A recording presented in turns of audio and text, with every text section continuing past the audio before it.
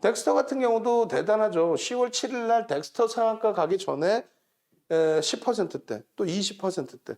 그렇게 되면서 짝짓기 매매 기준에 쇼박스, 거기에 버킷 스튜디오. 그리고 뭐 8일 날 같은 경우에 둘 다 상한가 들었다면 얘가 이제 먼저 가고 얘가 폭등 나오고 20몇 퍼센트 올라갈 때 얘가 7, 8%에서 폭등 나와서 상한가, 동반적으로.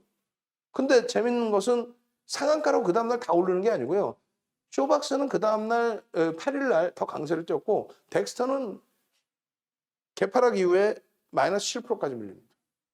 그래서 8일 날 같은 경우에 마이너스 7%까지 밀렸다가 다시 돌려서 이제 뭐 3.84 그리고 또 뭐 왔다 갔다 했는데 일단 쇼박스처럼 무조건적인 강세로 연출된 그러진 않아요. 또 이것도 마찬가지로 꼬리 쫙 달고 내려온 거예요.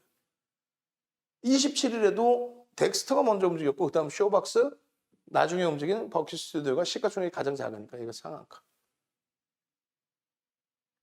최근 들어서의 흐름이 이렇게 돼 있어요.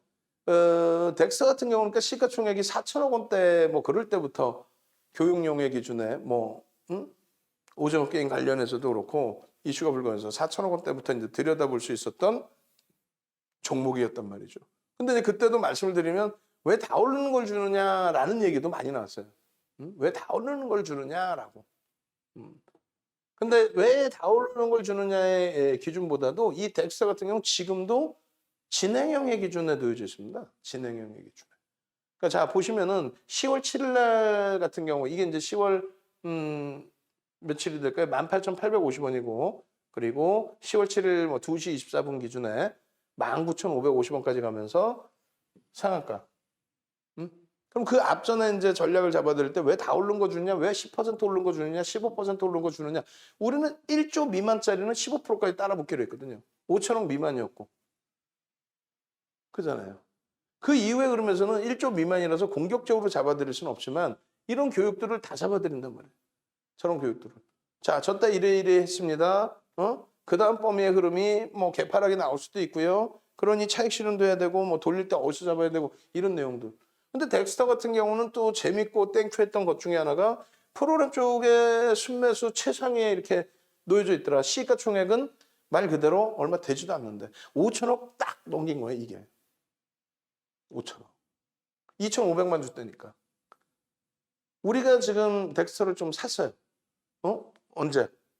뭐 보통 때 이제 단기 매매 쭉 하다가 오늘은 원체 뭐 주력주에서 좋기 때문에 예?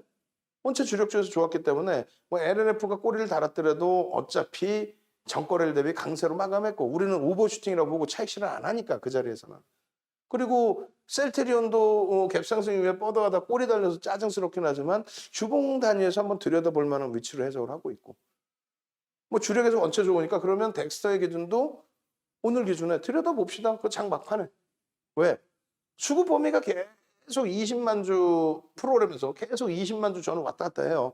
근데 이제 15%, 16% 올라갔다가 눌려서 11%, 12% 왔다 갔다 했거든. 근데 수급은 계속 확산.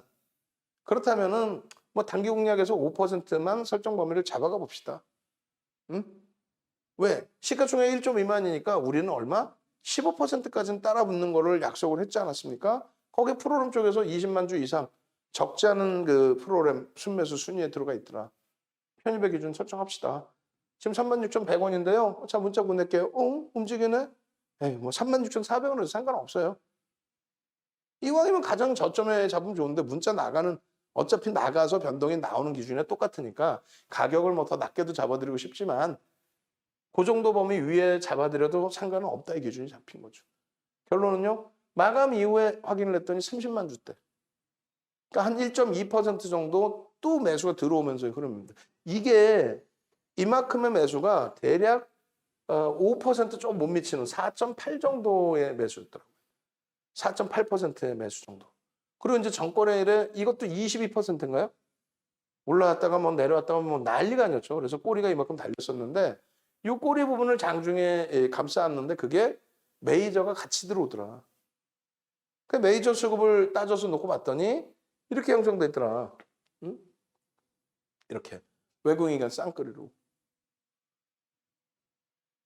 다만 프리미엄이 어마어마하더라. 최근 3거래일 동안에 급등이 나와서 36,000원이 되다 보니까 프리미엄이 굉장하더라. 그 프리미엄을 굉장히 많이 주고 들어간 거다.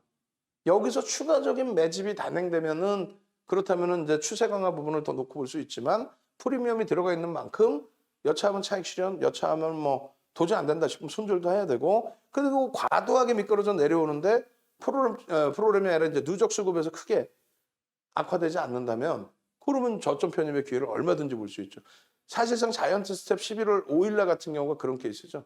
10만 원의 편입의 기준을 잡고 11만 5천 원의 차익 실현해서 좀 아쉬웠지만 12만 원 이하에서 또 그 근처에서 편입하겠습니다 하고 사실 자이언트 스텝이 좀 아쉬웠던 거예요. 거래대금이 안 나오니까 뭐 공격 이렇게 들여다보다가 라이브에 계신 분들 중에서 개별적인 분들만 일부 기준 잡아서 들여다보는 기준이 된 거죠. 근데 2천억을 막 또 넘겨놨기 때문에 자이언트 스텝 내일 볼 거예요. 거래대금 터지면 들어갑니다.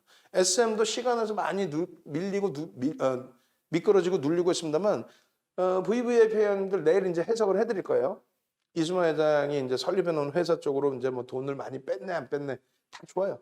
결론은 메이저들이 인정을 하겠다는데 뭐 긍정적으로 가져가겠다는데 시간에서 눌렸다가 좀 돌려놓고 끝났죠. 어찌 됐든 결론적으로 이제 덱스터 부분도 마찬가지입니다. 이러한 기준에서 이제 캔들 패턴 부분들도 다 있는데 제일 중요한 거는 거래 대금의 기준을 먼저 보시는 거고요. 거래 대금을 그다음 누적 수급 5%를 넘기는 부분도 꼭 확인을 해서